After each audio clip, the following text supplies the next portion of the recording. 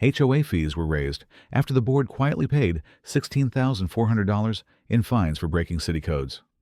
My name is Harold Thomson. I'm 68 years old, and I've lived in this neighborhood for more than 2 decades.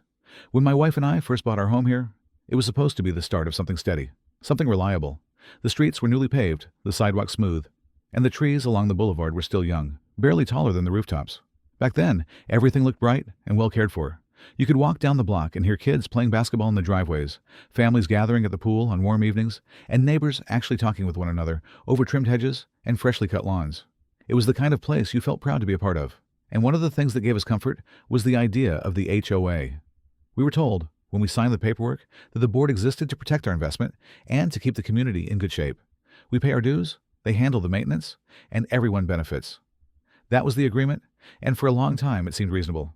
A few extra dollars every month so the pool stayed clean, the sidewalks stayed safe, and the lights stayed on. Nobody liked paying fees, but we accepted it because we thought the money was being used wisely. But as the years went by, I started to notice small cracks, both in the sidewalks and in the way things were being handled. At first, it was just the little things. A street light at the end of our road went out and stayed out for months, even though multiple neighbors reported it. The drainage ditches clogged after storms, leaving water pooling so badly you had to wade through it just to get your mail. Then the fence around the common area began to sag and rot, and instead of repairing it, the board simply put up a temporarily closed sign and left it at that. Each time we asked about these issues at meetings, the answer was always the same. The budget is tight. They said the money was spoken for, that costs were rising, that we all had to be patient. They said our dues had to be raised if we wanted things fixed, and because most of us trusted them, we went along with it. People grumbled, sure, but we wrote our checks and believed their explanations. After all, they were the board. They were supposed to be looking out for us. But what we didn't know, what none of us knew, was that while they were telling us the budget was stretched thin, while they were warning us that there wasn't enough money for basic repairs, the board was hiding a secret. They had been fined by the city. Not once, not twice, but multiple times. And these weren't small tickets you could brush off. These were major penalties that piled up because the board ignored violation notices. The city had been sending warnings. They flagged the broken lights, the unsafe sidewalks, the overgrown common areas. They gave deadlines for repairs, and when nothing was done, they issued fines. And instead of acting when those first violations came in, the board let them stack up until the total reached a staggering $16,400. And here's the part that stings the most. They didn't tell us, not a word. There was no emergency meeting, no discussion, no vote. They quietly paid the $16,400 out of the HOA account, the account funded by all of us homeowners, without so much as a mention. Then they turned around and raised our dues, claiming it was necessary to keep up with rising costs. That was the moment when trust broke. Because when you hand over your money every month, you're not just paying a bill. You're trusting that money will be used for the good of the community. You're trusting that the people in charge are being honest with you. But here we were, blindsided, learning that thousands of our dollars had been wasted, not on repairs, not on improvements, but on fines that never should have existed in the first place. $16,400. Let that sink in. That money could have resurfaced the sidewalks so kids don't trip while riding their bikes. It could have reopened the pool that's been closed for 2 summers.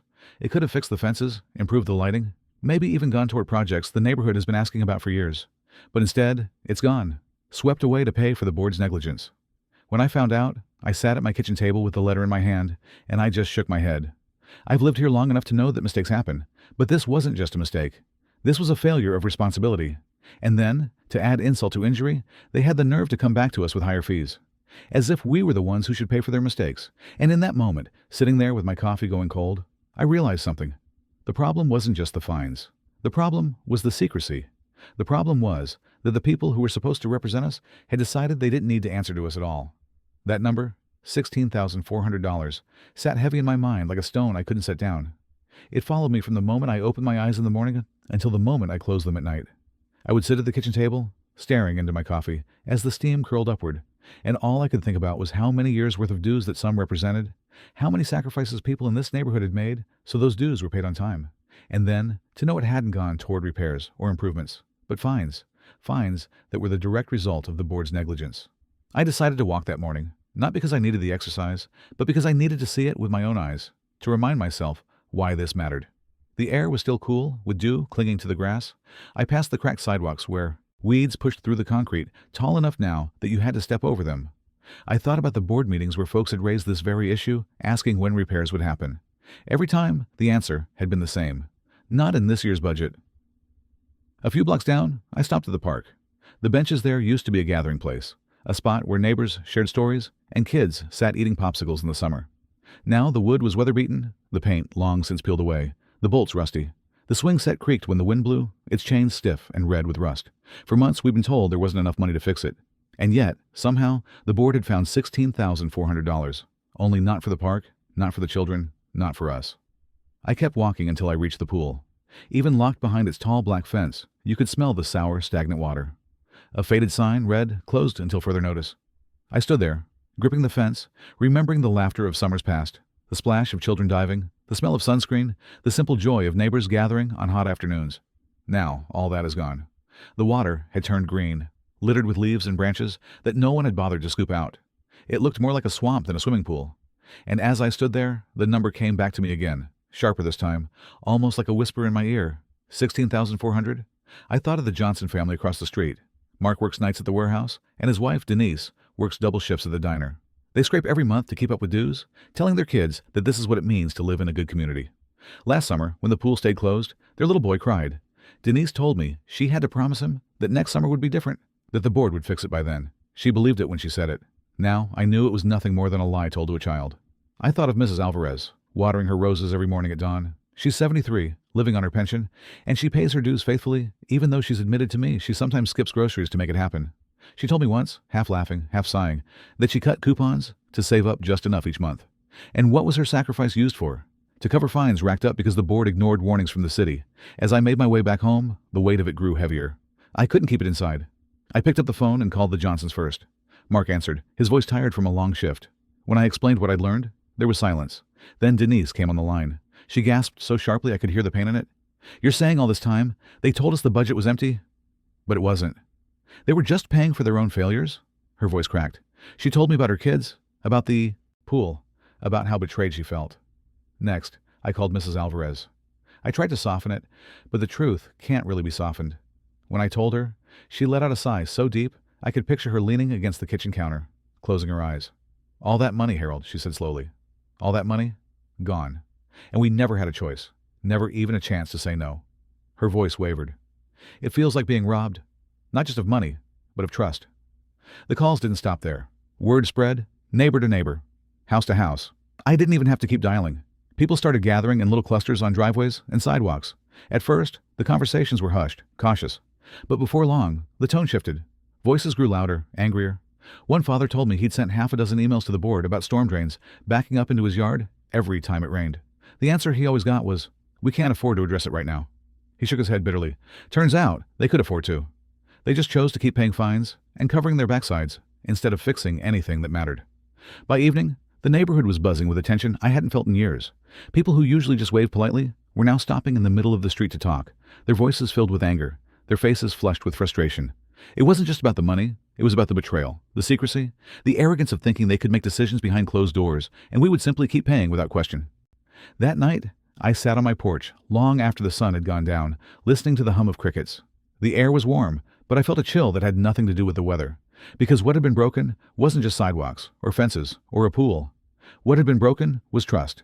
And when trust is gone, nothing else feels solid anymore. The day after word spread, I noticed something different in the air. It wasn't just the ordinary hum of neighborhood life, the sound of sprinklers clicking on, dogs barking in the distance, or kids riding their bikes down the street. There was something sharper, something restless. People lingered longer outside their homes, heads bent together in quiet conversation, voices carrying just enough for you to catch a word here or there. Fines. Money? Lied. It was as if the whole neighborhood had been shaken awake from a long sleep, and now nobody could drift back to the comfort of ignorance. I sat on my porch that morning, rocking slowly in my old wooden chair, and watched it unfold. Neighbors I had known for years, people who normally kept to themselves, were suddenly crossing the street to talk to one another. I saw the Johnsons standing in their driveway with the Carters from down the block, both couples gesturing toward the pool in the distance, their faces etched with disbelief. I saw Mrs. Alvarez talking with two young mothers, her hands waving in the air, her voice carrying a note of outrage I'd never heard from her before. It struck me then that something had shifted, something important. For so long, everyone had simply accepted what the board told us. They said there was no money, and we believed it. They said dues had to be raised, and we paid them. But now, for the first time, the cracks in that trust had been laid bare, and the anger wasn't simmering quietly anymore. It was bubbling up, spilling into the open. I decided to take another walk, partly to clear my head, and partly to see for myself how deep this anger ran. As I strolled past the park, I overheard a group of teenagers sitting on the swings, talking about how embarrassing it was to have friends visit when the playground looked abandoned. One of them muttered, "But I bet the board's kids never play here." They all laughed bitterly, a sound far too cynical for kids their age. It stung me, because they weren't wrong. A little further on, I stopped by the mailboxes where a few neighbors had gathered. Tom Richardson, a man who rarely spoke more than a polite hello, was red in the face, his voice raised. $16,400. Do you realize what that could have done for this community? We could have resurfaced the sidewalks, we could have cleaned up the pool, we could have fixed the damn storm drains. He was almost shouting, his words echoing off the houses. Nobody tried to quiet him. Nobody told him he was overreacting. Instead, heads nodded, faces tightened with the same anger he felt. I walked further, past house after house, and everywhere I went, it was the same. People were no longer talking about summer plans, or work, or their kids' school projects. Every conversation circled back to the same thing. The betrayal, the cover-up, the stolen money. It had become the lifeblood of the neighborhood, pulsing in every driveway and on every front porch. That evening, as the sun dipped low and painted the sky a bruised orange, a group of us gathered in front of the closed pool. It wasn't planned. Nobody sent out flyers or made phone calls. People just drifted there, drawn by a shared sense of anger and confusion, until there were nearly 24 of us standing together, staring at the locked gates and the green water beyond. It was quiet at first, each of us lost in thought. Then Denise Johnson spoke up, her voice shaking but loud enough for everyone to hear. "I work myself to the bone every week, and I pay those dues. I do it because I thought it meant something. But now I feel like a fool. They took our money, all of it, and they didn't even think we deserved to know." Her husband placed a hand on her shoulder, but she didn't stop. "We can't just let this go. If we do, they'll keep doing it. They'll keep lying, and we'll keep paying." There was a murmur of agreement. A few people nodded. Others crossed their arms tightly, like they were bracing themselves for what came next. And in that moment, I realized something powerful. The silence that had kept this board in control for so long was finally cracking. People weren't just angry. They were ready. Ready to talk, ready to question, maybe even ready to fight back. Standing there by the fence, I thought about how different the neighborhood felt from just a week ago. Back then, the board still held all the power. They gave orders, and we obeyed. They told stories, and we believed them. But now, after the truth about those fines had come to light, the board's grip was slipping. I didn't know what would happen next. I didn't know if we had the strength to truly take them on. But for the first time in a long time, I felt something stronger than anger. I felt hope. I hoped that maybe, just maybe, this community is finding its voice again. And all it took was $16,400 to remind us that silence is the greatest gift we could ever give to those who would misuse our trust. And we weren't about to stay silent anymore. The very next day, I could feel the energy in the neighborhood shifting again. The anger was still there, sharp, raw. But now it had begun to take on a different shape. It wasn't just whispers of betrayal or shaking heads anymore. It was turning into questions about what to do, what steps could be taken, and whether we, as homeowners, had any real power to stand up to the board. I woke early that morning and sat on my porch with a cup of coffee, as I often do. The sun hadn't climbed very high yet, and the street was still shaded. I could see people beginning their routines, some heading off to work, some walking dogs, others pulling out trash bins for pickup. But there was something in the way they carried themselves, something in the glances exchanged as they passed one another. It wasn't the easy, casual neighborly nods I'd grown used to. It was something heavier, like a shared burden everyone now recognized. By mid-morning, I had my first visitor. Tom Richardson walked up my driveway, his face still red from the anger he let out the day before at the mailboxes. He didn't bother with small talk. He went straight to it. "Harold, we can't keep letting them do this. They've lied to us, stolen from us. What's to stop them from doing it again?" His voice was steady, but I could hear the strain in it, the frustration of a man who'd reached his breaking point. Before I could answer, Denise Johnson joined us. She was holding a notebook, as if she'd already been thinking ahead, scribbling down ideas. "I've been reading," she said, flipping it open, "and I found out that homeowners actually have rights. We're not powerless. If enough of us come together, we can call for a special meeting. We can demand financial records. And if we push hard enough, we can even recall the board." She looked from me to Tom, her eyes burning with determination. "We just have to be willing to act." Hearing her say it out loud sent a ripple through me. For years, I had thought of the board as untouchable, a group of people who operated in the shadows, making decisions without consequence. But now, here was Denise, reminding us that the power was supposed to rest with us, the homeowners, not with them. As the day went on, more neighbors trickled into my yard. Mrs. Alvarez came, her hands clasped tightly around a rosary she always carried. She looked tired, but her voice was steady. "I don't have much strength left for fights," she admitted, "but I can tell you this. What they've done is wrong. If there's a meeting, I'll be there. If there's a paper to sign, I'll sign it." Her words carried a weight that went beyond her years. Soon, we were a small circle, 6, then 8, then 10 of us, standing beneath the shade of my big oak tree. voices weaving together in frustration and determination. People began sharing stories, things they'd noticed but hadn't spoken of before. One man said he'd asked to see the HOA's financial records months ago and was told flatly that he wasn't allowed. Another neighbor admitted she'd seen board members dining together at expensive restaurants, the receipts tucked into community expense reports that never quite made sense. The more people spoke, the clearer it became. The fines weren't just a one-time mistake. They were part of a larger pattern of secrecy, of mismanagement, maybe even corruption. I listened carefully, letting the others speak. And as I looked around at their faces, lined with anger, hardened with resolve, I realized something important. The board had relied on our silence for far too long. They had counted on us being too busy, too tired, or too trusting to dig deeper. And maybe, once upon a time, they were right. But now the silence was gone. By late afternoon, Denise suggested we hold a real gathering, not just an informal chat under my tree. "We need to be organized," she said firmly. "We can't just complain. We need to plan. If they've been hiding things from us, we need to demand the truth, and if they won't give it, we'll take the next step." The idea hung in the air like a spark waiting to catch flame. Nobody dismissed it, nobody laughed it off. Instead, there was a chorus of quiet agreement, soft nods, muttered yeses, the kind of sounds people make when they know the time for talk is ending and the time for action is near. That night, I sat alone on the porch again, thinking about how quickly things had changed. Just a few days ago, the board held all the cards. They spoke, and we listened. They decided, and we obeyed. But now, the people were stirring. The Johnsons with their long hours and tired eyes, Mrs. Alvarez with her roses and her quiet strength, Tom with his fiery temper. They were ready to stand together. For the first time in years, I felt the board had something they hadn't felt in a long while. Reason to be afraid. It didn't take long for Denise's idea to take root. Within a day, word was moving through the neighborhood like wildfire. No flyers, no official notice, just whispered conversations at mailboxes, quick words exchanged during morning walks, nods between neighbors who suddenly shared the same heavy knowledge. By the end of the week, it was decided. We would gather all of us who cared in one place, and we would finally talk openly about what had happened and what we were going to do about it. The meeting was set for Saturday evening at Tom Richardson's garage. Tom had the space, and more importantly, he had the fire in his voice that made people listen. When I walked up that evening, the sun had just begun to sink, casting a deep orange glow over the rooftops. The garage door was wide open, a circle of folding chairs already set up. Inside, a single bulb swung gently from the ceiling, casting long shadows on the concrete floor. People trickled in slowly at first, Mrs. Alvarez with her careful steps, the Johnsons hand in hand, young families with children tugging at their sleeves. But soon the trickle became a stream. Chairs filled quickly, and those who couldn't find a seat stood along the walls.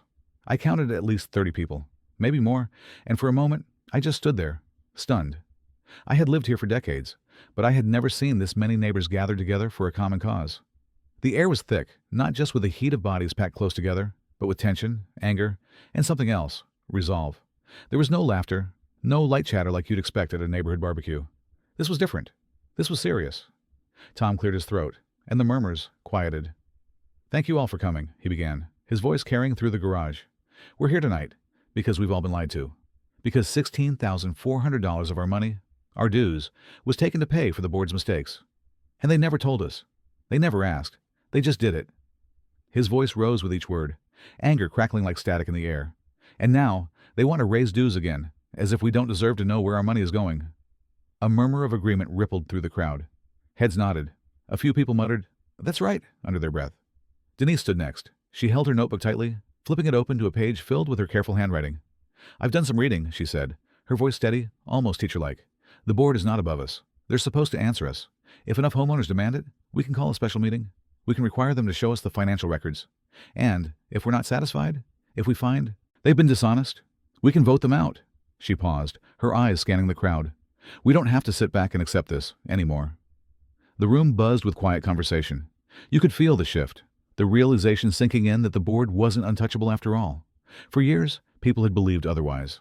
But now, with the truth exposed, the board looked less like an authority and more like a handful of neighbors who had gotten too comfortable with power. One by one, people began to speak. A young mother raised her hand, her voice trembling with anger, as she described how her kids begged to go to the pool all summer, only to be turned away by that faded closed until further notice sign. An older man leaned forward, recounting how he'd been told there was no budget to repair the broken streetlights near his house, lights that left his block in darkness every night. "My wife's afraid to walk to the car after sunset," he said. "And you're telling me the money went to fines instead of fixing the lights?" His voice cracked on the last word, and a low growl of agreement followed. Mrs. Alvarez spoke too, her voice softer than the rest, but no less powerful. "I have lived here for many years. I have seen good times and hard times, but never have I felt so disrespected as I do now. They think we're too tired to notice, too old to care, too busy to fight back. But they are wrong. We deserve better. This community deserves better." Her words landed heavily, and for a moment, the garage fell into silence. I felt a swell of pride then, not just for her, but for everyone who had found the courage to come here, to stand together. Finally, Denise raised her notebook again. "Here's what we need to do," she said firmly. "We need signatures. If enough of us sign a petition, we can force the board to call a meeting. We can put it in writing that we demand answers. And if they try to ignore us, we'll have proof that the homeowners are united." The crowd erupted, not in cheers, but in agreement. People leaned forward, asking where to sign. Some offered to knock on doors, to spread the word even further. A sense of purpose filled the room, replacing the helpless anger that had weighed on us for days. As the meeting came to a close, Tom stood again, his voice booming. "This is just the beginning. Tonight we've shown them something they haven't seen in years. Unity. They may have thought they could spend our money in secret, but they're about to learn that we are watching now, and we won't be silent." The neighbors filed out slowly, their footsteps echoing on the driveway, their conversations hushed but determined. For the first time in a long time, I felt something stirring in my chest. Not just anger, not just frustration, but hope. I hope that maybe this community, beaten down and ignored for so long, is finally finding its strength. As I walked home under the dim streetlights, I knew one thing for certain: the board's days of secrecy were numbered. The following Monday morning, the neighborhood felt different. It wasn't that the sidewalks had suddenly been repaired, or that the pool had been miraculously reopened. The change was invisible, yet undeniable. It was in the way people waved to each other when they passed, on their morning walks, the way conversations lingered at the mailboxes, the way glances were exchanged at stop signs. It was as if we were all carrying the same secret, that the board's power wasn't as absolute as they wanted us to believe. By noon, Denise had typed up the petition. The language was simple, deliberate, and strong. A demand for full financial disclosure, a call for accountability regarding the $16,400 in fines, and a request for a special meeting with all homeowners present. She printed copies, each with lines for signatures, and handed them out to those willing to take the first step. I remember holding one of those crisp sheets in my hand, the black ink bold against the white paper. My name would be the first on the page, and I signed it with shaky determination. Watching my pen scratch across the lines felt like crossing an invisible threshold. For years I had trusted the board, or at least tolerated them, but now I had joined something larger than myself, a collective voice that couldn't be ignored. That evening, the petition drive began. Groups of 2 or 3 went door to door, some with clipboards, others with nothing more than folded papers and nervous courage. I walked with Denise and Tom down Cedar Lane, the cool night air brushing against our faces, porch lights flickering on as we approached. The first door we knocked on belonged to the Harris family. Mr. Harris answered, his expression cautious, a glass of iced tea in his hand. Denise wasted no time. She explained what the petition was for, how the money had been spent in secret, and how the board had no right to use dues without homeowner approval. "At first, Mr." Harris frowned. "I don't know," he said, shifting uncomfortably. "I don't want to get involved in politics. The board, well, they've always done things their way." Tom stepped forward then, his voice firm but calm. "With respect, sir, this isn't politics. This is about our money. Your money. The board used your dues to pay for their mistakes, and they didn't ask you. Don't you think you deserve to know where it went?" Mr. Harris stared at him for a long moment, then sighed. He set his glass down on the porch railing, took the pen, and signed. "Just don't let this die out," he muttered. "They count on people losing steam." Walking back down the driveway, I felt my chest swell. That signature wasn't just ink. It was a crack in the board's wall of silence. But not every door went so smoothly. At the Lambert's house, we were met with suspicion. Mrs. Lambert crossed her arms tightly over her chest, her lips pursed. "I don't want trouble," she said curtly. "The board has enough stress to deal with without neighbors stirring the pot. If they paid the fines, then maybe it was for a good reason," Denise tried to explain, to show her the petition, but Mrs. Lambert shut the door before she could finish. The sound of the lock clicking echoed in the night. We stood on the porch in silence for a moment, the rejection heavy. Finally, Tom muttered, "Fear. That's what they count on. Fear and silence." And yet, with each rejection, there were more victories. The Williams family invited us into their living room, offering coffee as they eagerly signed. "We've been waiting for someone to do this," Mrs. Williams whispered. "We thought we were the only ones who noticed how bad things had gotten." On Birchwood Drive, an elderly veteran named Frank shook Tom's hand with surprising strength after signing. "About time someone held their feet to the fire," he said gruffly. "Count me in for whatever comes next." By the end of the night, the petition sheet I carried was almost full. Names sprawled across the lines in messy handwriting, some neat, some hurried, but each one a symbol of courage. Each one promised that the board would no longer go unchallenged. In the days that followed, the petition drive grew. Neighbors who had once kept to themselves now knocked on doors, spreading the word with a mix of outrage and determination. At the park, parents compared notes while watching their kids play, papers changing hands across the benches. In the mornings, I saw Denise walking briskly, a stack of petitions tucked under her arm, her eyes alight with purpose. But there were whispers too, rumors that the board had caught wind of what we were doing. Some said they were planning to call an emergency meeting of their own to get ahead of us. Others claimed the board might try to dismiss the petition entirely, calling it invalid. Still, the signatures poured in. What began as a handful grew into dozens, and then into hundreds.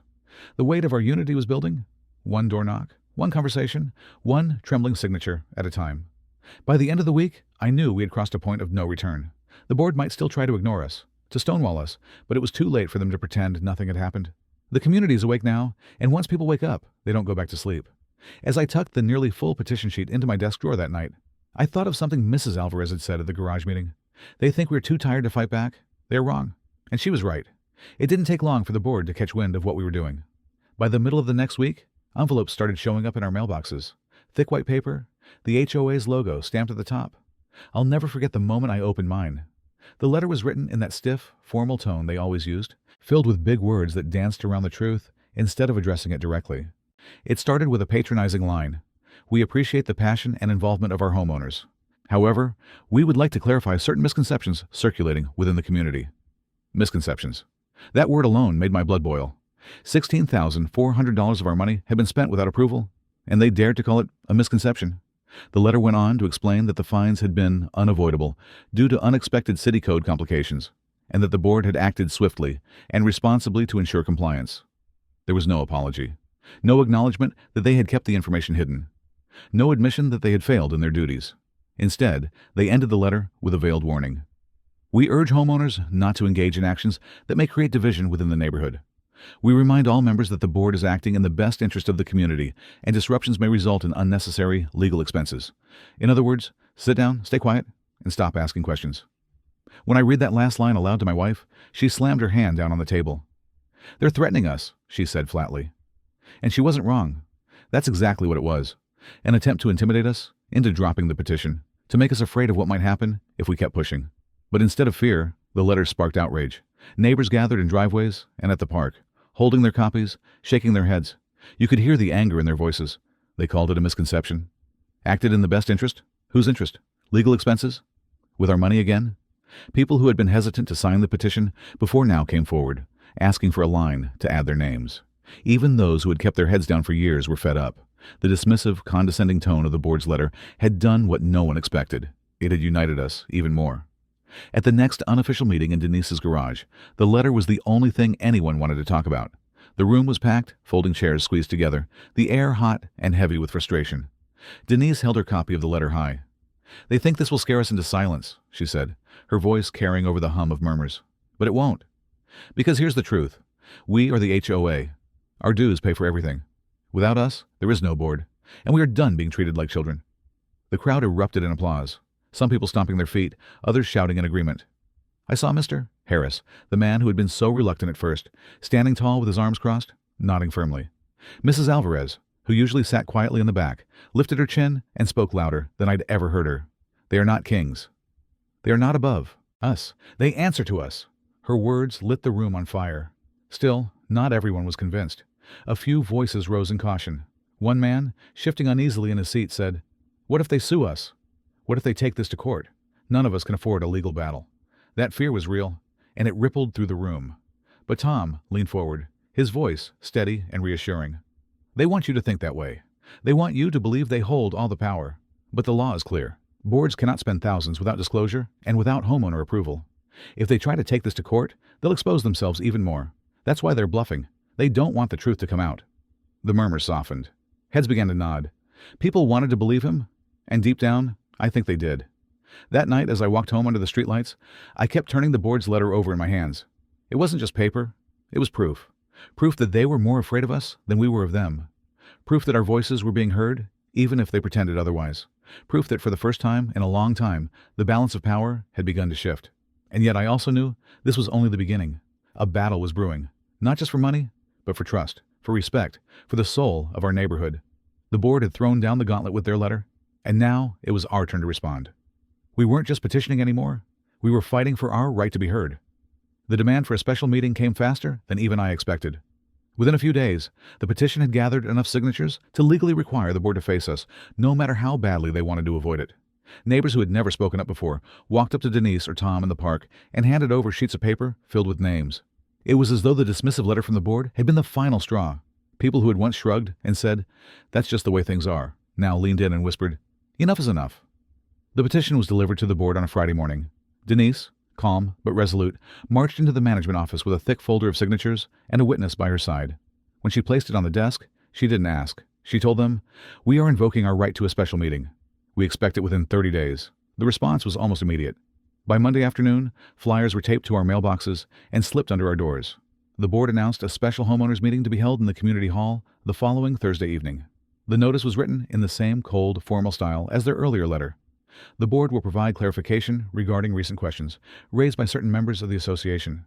We ask for civility and patience as we address these matters."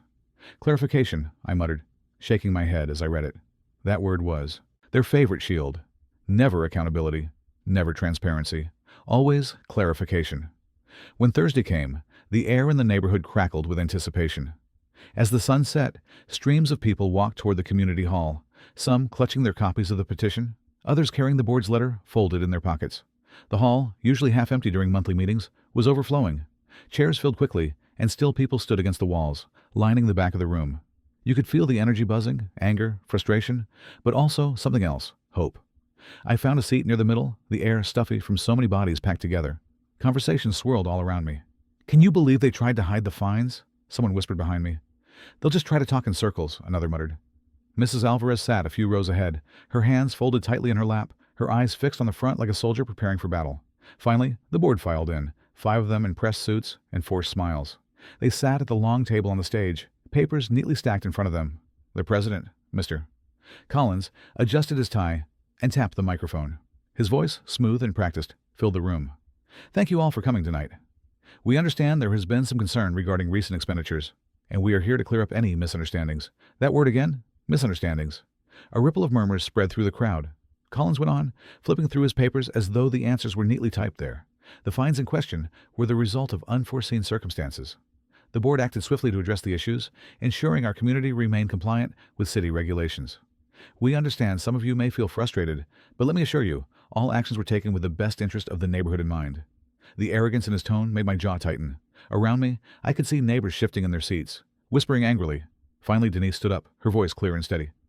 "With all due respect, Mr. Collins, this is not about misunderstandings. This is about $16,400 of homeowners' money being spent without our knowledge or approval. We had to find out, through whispers and rumors. Why wasn't this disclosed in the minutes? Why wasn't the community informed immediately?" Applause erupted. People stomped their feet, clapped their hands, shouted exactly. The board members exchanged nervous glances. Collins raised his hands, trying to calm the crowd. "I understand your emotions," he said, his voice louder now, "but there are complexities you may not be aware of. The board has the authority to make decisions when necessary." "That's not authority. That's secrecy," Tom interrupted, his voice booming across the hall. He stood up beside Denise, his face red with frustration. "Authority doesn't mean you get to hide mistakes. Authority doesn't mean you get to waste our money and then send us threatening letters when we ask questions." The room exploded with cheers. People rose to their feet, clapping and shouting. I saw neighbors who had been hesitant before now, standing tall, their voices joining the chorus. For the first time in years, the homeowners were louder than the board. Collins' face tightened, his carefully controlled mask slipping. "Order!" he barked into the microphone. "This meeting will remain orderly, or we will have to adjourn." But the crowd didn't sit down. The energy in the room was too strong. Someone shouted, "We demand answers!" Another yelled, "Resign if you can't do your job!" The board members shifted uncomfortably in their chairs, whispering to one another, their papers rustling. For all their talk of authority, they looked cornered, small against the sea of determined faces staring them down. At that moment, I realized something important. The board had relied on silence and apathy for years. They had counted on us being too tired, too busy, too fearful to push back. But tonight, the silence was gone. Tonight, the community had found its voice. The special meeting had only just begun, but already the balance of power had shifted. And for the first time in a long time, the board knew it. The meeting had already grown tense, but what happened next pushed everything past the point of no return. After Denise and Tom's fiery words and the crowd's thunderous response, the board looked like a pack of cornered animals. Collins shuffled his papers again, his tie now loose, his face glistening under the harsh fluorescent lights. He tapped the microphone with a sharp crack, his voice rising to cut through the uproar. "This is not how a professional meeting is conducted," he barked. "If we cannot maintain order, then this gathering will be adjourned immediately." The room erupted with boos. People shouted over one another, their voices bouncing off the walls of the hall. "You can't silence us," someone yelled from the back. "You work for us," cried another. Collins tried again, pounding his fist on the table. "We are the elected board of this community, and we have the authority—" That word again. Authority. It was like throwing gasoline on a fire. A man near the front stood up so fast his chair toppled backward with a loud bang. His name was Mark, a quiet father of 3 who rarely came to meetings. His face was flushed as he pointed directly at Collins. "Authority doesn't mean you get to steal from us," he roared. The crowd exploded in cheers and applause. Other board members leaned in toward one another, whispering frantically. One of them, Miss Green, adjusted her glasses and leaned into her mic. "With all due respect," she began, her voice sharp, "the constant interruptions are unproductive. The board has already taken corrective action, and these discussions are only sowing unnecessary division. If homeowners are dissatisfied, they may run for the board in the next election cycle." That dismissive line, "Wait until the next election cycle," sent a collective groan through the crowd. Mrs. Alvarez, sitting just a few rows ahead of me, stood up despite her trembling knees. Her voice, though quivering, rang clear enough for all to hear. "We cannot wait a year to stop this nonsense. We will not sit quietly while you waste our money and then tell us to be patient. We demand accountability now." Her words were like a spark striking dry kindling. Chants began to rise. "Accountability now! Accountability now!" Dozens of voices joined, echoing louder and louder, filling the hall until the walls seemed to shake with it. The board members looked stunned, their carefully rehearsed control slipping away. Collins leaned back in his chair, rubbing his temples, while Ms. Green scribbled notes furiously on her pad. Another board member, Mr. Parker, muttered something into his microphone, but his words were drowned out by the roar of the crowd. Finally, Collins slammed his gavel down, once, twice, 3 times. The sharp cracks silenced the room, if only for a moment. He leaned forward, his voice strained, but stern. "This meeting is adjourned," he declared. "The board will not continue under these circumstances." The words hung in the air, heavy and shocking. A stunned silence followed, broken almost instantly by an outcry of outrage. "You can't just walk away," Denise shouted, her voice ringing like a bell. She stepped forward, moving toward the stage, her petition folder clutched tightly in her hands. "This is our meeting as much as it is yours. You do not get to run from the truth."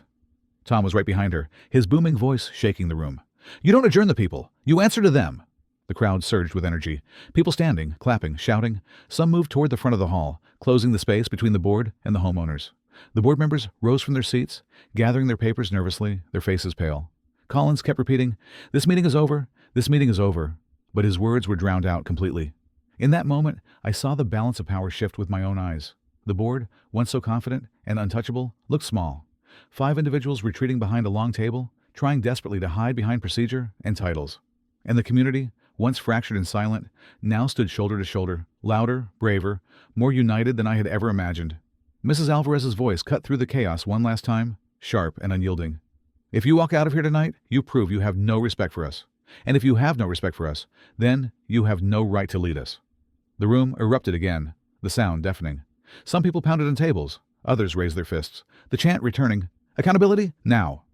Accountability, now!" The board gathered their things in a panic, filing out quickly through the side door, their retreat a humiliating display. And when that door slammed shut behind them, the room didn't fall silent.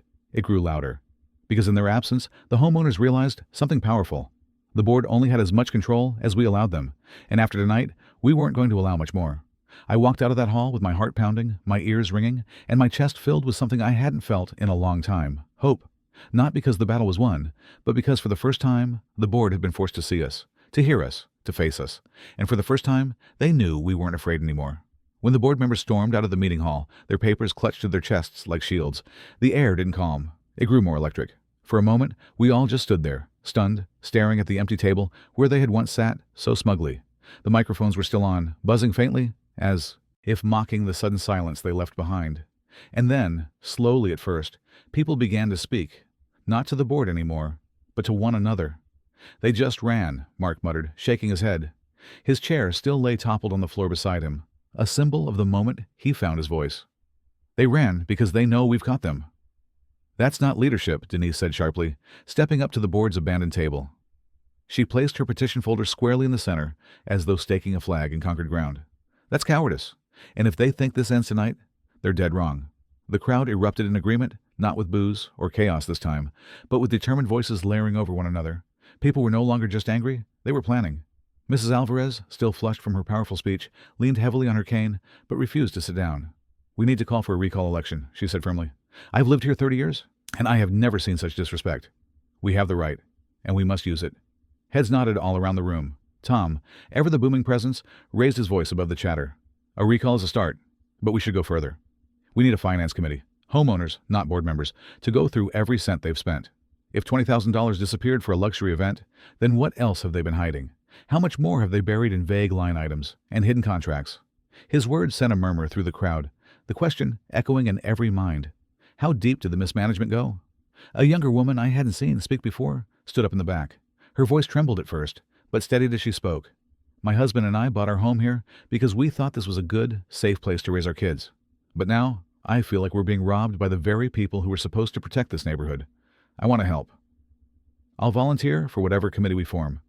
Her courage set off a chain reaction. One by one, people raised their hands, offering their skills. An accountant, a retired lawyer, a construction contractor, even a former auditor. It was like the neighborhood had suddenly discovered its own hidden strength, and we realized we didn't need to wait on the board to fix things. We could fix them ourselves.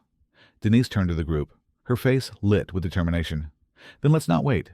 Tonight, we start drafting the recall petition. We'll organize door-to-door to gather signatures. We'll demand access to the financial records, and if they refuse, we'll take legal action. They wanted to treat us like we were powerless? Well, tonight proves we are not." A cheer erupted, not the angry kind from earlier, but one of unity. People clapped, hugged, and shook hands with neighbors they barely knew. For the first time in months, maybe years, the community felt like a community. Again. As the excitement swelled, Mrs. Alvarez's voice cut through once more, softer but commanding. "Listen, everyone. This is bigger than fines or parties or wasted money. This is about respect. They've forgotten that they serve us, not the other way around. Tonight we reminded them. But if we don't follow through, they'll keep walking all over us. We can't let this energy fade tomorrow. We need to act while the fire is burning." The words struck home. People began forming small groups, exchanging numbers, jotting down plans on notepads, pulling out their phones to set up email chains and group chats. Within half an hour, what had started as chaos turned into organization. By the time we filed out of the hall, the night air was cool against our flushed faces, and the street was alive with clusters of neighbors, still buzzing with plans. Some talked about strategy, others about which board members they trusted least, but all carried the same fire in their eyes. For the first time, the board wasn't the center of the story. We were. As I walked back to my car, I looked over my shoulder at the darkened hall where it had all happened. The board thought they had ended the meeting by walking out, but in truth, they had started something they couldn't control. We were no longer just homeowners, paying fees and grumbling in private. We were a movement now. And though the board might have the titles and the signatures on paper, we had something far more powerful: unity, determination, and the truth. The board had their luxury event. They had their hidden fines and secret spending. But we had each other. And as I closed my car door and started the engine, one thought burned brighter than all the rest. This wasn't the end. It was only the beginning. Like, share, and subscribe for more stories.